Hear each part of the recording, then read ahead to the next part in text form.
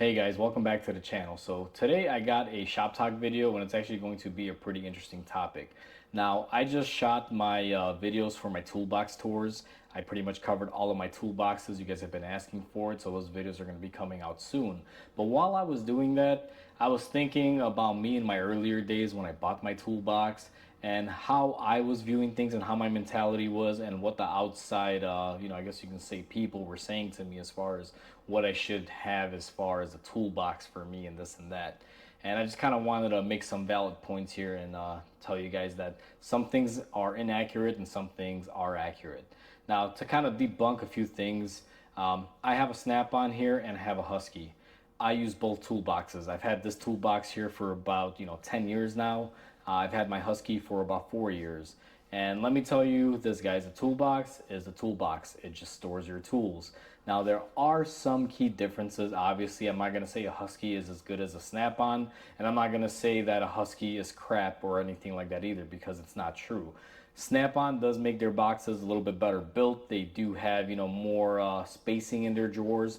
They're actually a thought out box for mechanics trying to customize them and make them as usable for us in our field as they can be. Versus Husky making a toolbox, they're just making you can say a generic type of toolbox that's not really tailored for a mechanic in any way, shape, or form, like the Snap-on or the Matcos are or Max, like the bigger name brand stuff. However, with that said, that doesn't mean that any other brand is not great because it's not made for a mechanic. It just means there's going to be a few shortcomings, and everything has upcomings and shortcomings. Not everything is perfect.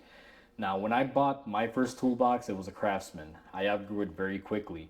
I went through about 4 or 5 boxes before I finally got to my Snap-on box. And ultimately, guys, the best advice I could give anyone, whether you're a new technician coming to the field or you're in school looking for a toolbox or even a hobbyist and you're just looking for some tool storage, base your toolbox buying ability on your needs, not on what others are portraying as the best. And what I mean by this is if you're, let's say you're a lube tech, you definitely don't need a $20,000 Snap-on toolbox. I mean, you just don't. You're changing oil.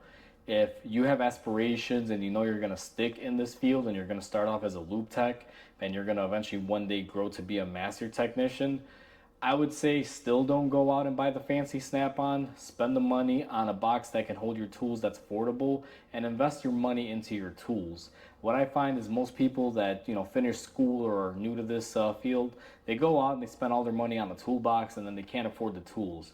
The tools make the money in this field, guys. Aside from the tools, your hands and your skill ability. A toolbox just holds everything for you. And I hate to say this because, I bought onto a Snap-on, toolbox. It's right here. And I love it. I'm not saying it's bad or good or anything. I love it. For me, it's amazing. But I actually waited several years before making this purchase. Once I was knowing what direction I was headed in and where my career was going, and I was able to afford, making the payments or buying it. So that's one thing I really want to point out there. When you're new to this field or you're looking to upgrade your box, if you're a master technician and you're making $100 an hour or $50 an hour, whatever the case is, and you're working out of a Husky and you want to go buy a $20,000 toolbox, well, by all means, go ahead. You're making the money. You already reached your level. You can go ahead and do so. This video is not for that particular person. This is more for a newcomer to the field or someone who's in the middle line of the field and looking to make an upgrade but doesn't have quite all the funds to go out and splurge on a Snap-on. You'll find that there are a lot of toolboxes out there that are suitable. And I will say there's a lot of people that say, oh, if you don't have a name brand like Snap-on or Matco or this or that, you're not a real mechanic or technician, da da da. I'll tell you right now, guys, that's a load of crap. Your toolbox does not make you. Your skills and your tool set are what make you. Because if you have the right tools and you have the right skill set in your mind, you can pretty much do any job. Doesn't matter what toolbox you bring to the table. Heck, you could show up with a satchel filled with tools. Doesn't matter. You'll still get the job done. Doesn't make you or break you as a mechanic. So, that little thing that I just said there where people will judge you, it's a load of crap. Trust me, I've heard it my whole life in this field. People always say, oh, buy a Snap-on, it's this, it's that. Or if you don't have a Matco or a Mac toolbox, you're not a real tech. I worked out of a Craftsman for years. I was making money, saving money so I can afford my toolbox one day. And I was able to do it. And as I got better and quicker in my field and I grew up, through the chain levels of, from like a lube tech, to a intermediate level tech, to a journeyman, to a master tech. That's when I started buying the better priced things. I was living within a certain means, and that's the whole point of this video, guys. Is don't let people push you or fool you into buying the biggest, baddest thing. I know you're going to catch a lot of this on Snap-on trucks, and I'm afraid to say this because, it's true. Snap-on dealers out there, even though the tool guys are awesome guys and a lot of them are great, they have this tendency to push you for the biggest, baddest toolbox that you may not be able to afford. And you want to be careful with that because I'm a 15-year technician. I've been doing this for years now, guys.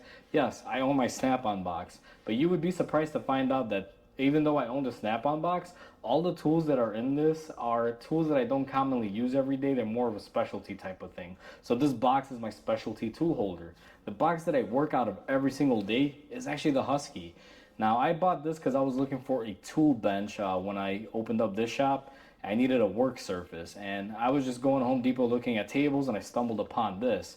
And I love that it offers a workbench where I could store stuff and work on the top, and I have a bunch of storage underneath with the drawers, because if I had bought a regular table or workbench, I would just have to put boxes of stuff underneath. It wouldn't have been very versatile, whereas this actually works for me. I can use this space to organize tools. And I have loaded this thing up with all of my everyday common use tools. This box gets used and abused, guys.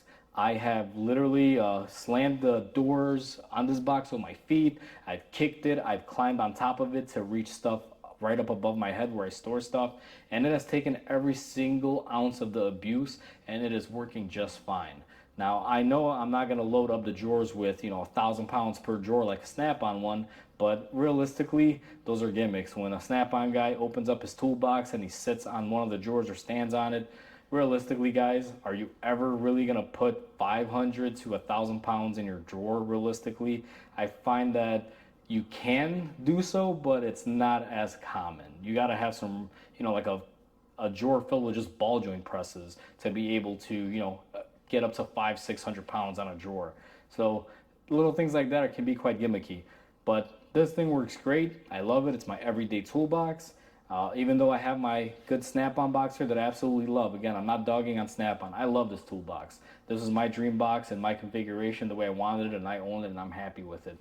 But for you guys starting off, if you start off with something like this at a fraction of the price, you'll actually get a pretty good return on your money. Because to give you guys an idea, this box after trading in my old one cost me about $4,000, whereas this one I think I got on sale with a promo for about $350 to $400. And to be honest with you, not that there's not distinguishable differences between the two, but for what I use it for, everyday work, I mean, there's no telling it apart. This thing actually takes a lot more abuse than the Snap-on ever will, and it's holding up just fine. So with that said, guys, this video was just there to kind of highlight get what you can afford, what is going to be economical for you, what will fit your tools, and what gives you a little bit vast of expansion in the future. The one mistake you can make is buy your new box and it's too small to accommodate you purchasing any more tools in the future. And what you'll find happens with that scenario is you'll be upgrading your box more often, therefore losing money. So when you make a toolbox purchase, get the best that you can get for the money and for the space, and also add a little bit of percentage on the space there to accommodate for future tool purchases, so you can at least get a couple years out of your toolbox, unless you're just going for the big toolbox that you know is going to be the last one you'll buy and all you're going to be doing is additions to it. If that's the case, then go ahead and buy the big bad one and do whatever you want with it and upgrade it. But if you're starting off and you're looking to conserve money, take it from me. I've been doing this for 15 years nonstop, 4 years with this toolbox alone in my shop, abusing it, and this thing works absolutely fine. So take it with a grain of salt, guys. I know there's going to be a lot of varying opinions here. Some people may like this video, some people may hate it, but it's just my opinion on this. So with all that said, guys, hopefully you guys enjoyed this video. Please comment, like, and subscribe. It definitely helps the channel grow. And with that said, I'll catch you guys on the next video. Until then, hope you guys have a wonderful day.